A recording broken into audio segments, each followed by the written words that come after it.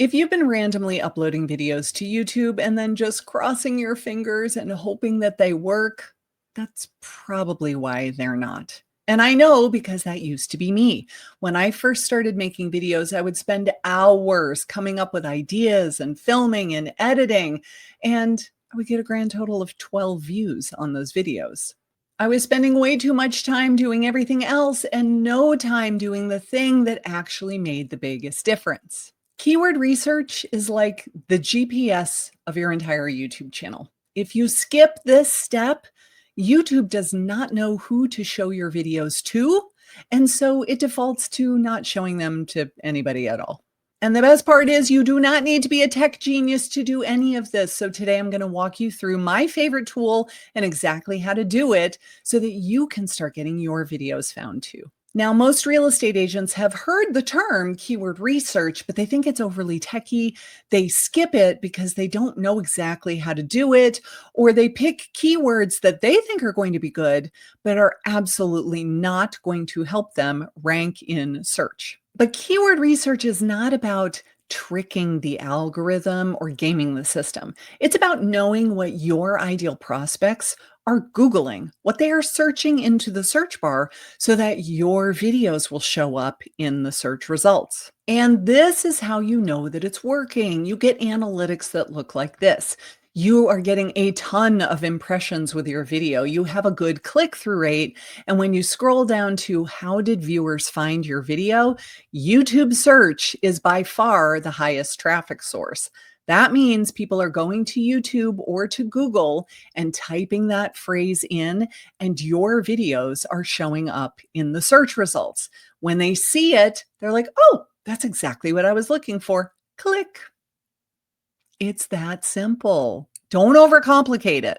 In order to do keyword research, you're going to need some software. Now, there are a ton of different tools out there. Some are free, some are very expensive, but the one that I like the best is pretty cheap, and I find it to be extremely user-friendly. And that is this little beauty right here called Keywords Everywhere. So you're going to go to keywordseverywhere.com, click on pricing. This bronze plan gives you 100,000 search credits per year, and it's only $5 a month.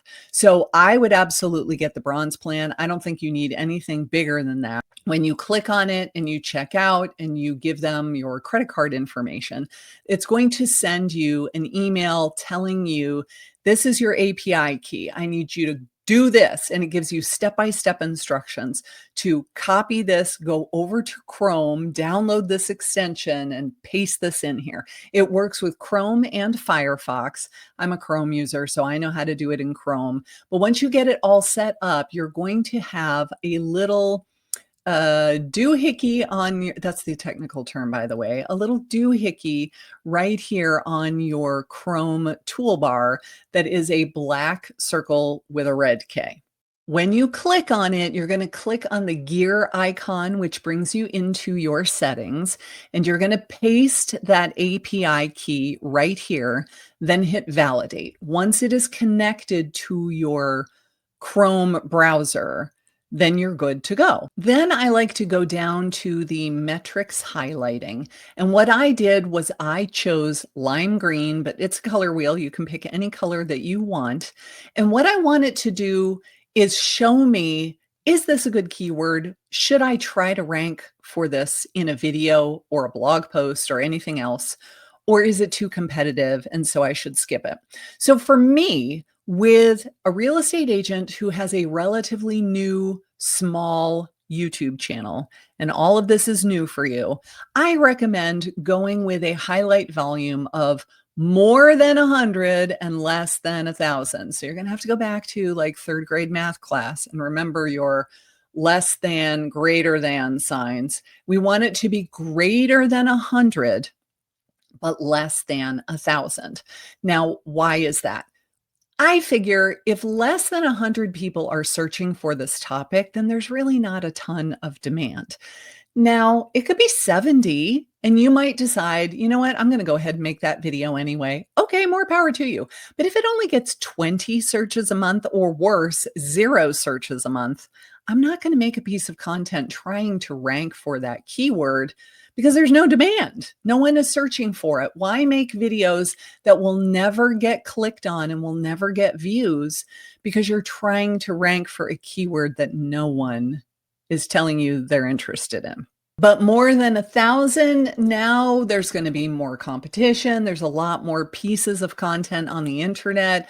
I say, let's go for the low-hanging fruit. Let's go for the ones that you actually have a chance of ranking for and get you some immediate quick wins. And then we can say, okay, now I'm ranking for all of these keywords. Let's go in and bump that up to, say, 5,000, shall we? But let's start between 100 and 1,000 until you're getting the hang of it. Your channel is starting to perform. You are getting comments and leads from your channel.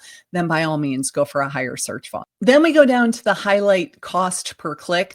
I have this turned off because I'm not running ads to my YouTube videos. So it doesn't really matter to me what people are paying for their CPC. Like, it's a bid strategy. You could say, I'm willing to bid $15 per click, but I'm not running ads, so I don't care what the CPC is. Instead, I go down to the competition score, which is organic. Now, this score is on a scale of 1 to 100. Ignore the decimal point. 35 and below is where I like to keep the competition score. I figure 1 to 33 is low, 33 to 66 is medium, 66 to 100 is high. I will never try to rank for a keyword that has high competition. I just won't. There's no point. My little tiny YouTube channel is not going to outrank Remax.com. It is not going to outrank HGTV or any other gigantic source of articles. I'm not going to be able to compete with that, so I don't even try. I think 33 and below is amazing, but I'm willing to go just a tiny bit higher. Let's say 35. But if it has significantly more search volume than that, then I'm not even going to try to rank for it, because you're not going to. And then you're going to make all of these videos where you had no chance of ranking for that keyword because there was way too much search volume with more competition from bloggers and vloggers who are way bigger than we are and have a lot more authority in the eyes of Google and YouTube. And so you don't rank at all. You show up on page 8 of the search results. And my favorite joke of where's the best place to hide a dead body? On the second page of Google, because nobody goes there. Nobody goes to page 2 anymore. They start to scroll down the page, and if nothing is showing up on the page, they think, oh, I did my search query wrong. And they go back up to the Google search bar and they redo it. They don't go to page 2. They certainly don't go to pages 3, 4, and 5. So I want you to put yourself in the shoes of the person you're trying to reach. Let's say they live in the Northeast. They just had another nor'easter. They don't ever want to live through a storm like that. They don't want to shovel snow anymore. They want to retire somewhere where it's warm, where it's affordable, where they don't have insanely high property taxes. So maybe they go to Google and they type in retiring in Florida. Now, when you have keywords everywhere installed as a browser extension, this is what you see. This area right below the search bar. It will be highlighted in green or whatever color you pick if it meets our criteria. So remember, I said between 100 and 1,000 searches and less than 0.35 competition score. This absolutely falls within those parameters. So I would think, okay, I know there's lots of demand for people that are typing retiring in Florida.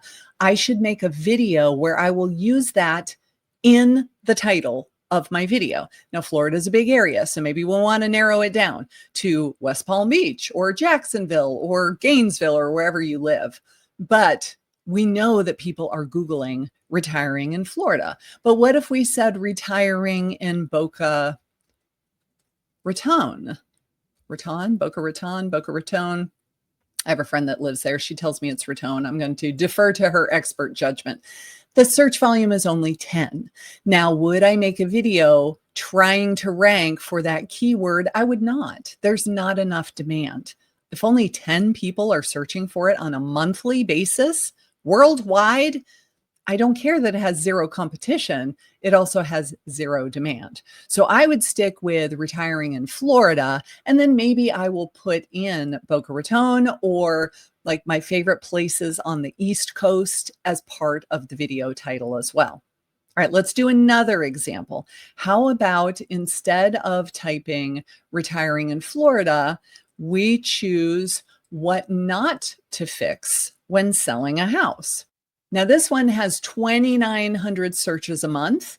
So again, it might be a little ambitious at the beginning. We're going between 100 and 1,000, but after you've got a lot of videos that are performing on your channel, now we can bump it up and say, okay, let's go for something that's a little more competitive. The competition score is still in our requirements, and that's a really good topic. But again, it does not include my local area in it. So I'm going to add my service area into that title. I'm going to use this keyword in my video title, but I'm going to try to make it as exciting as I can, as well as making it hyper local. I don't want people in California watching this video if I live in Georgia.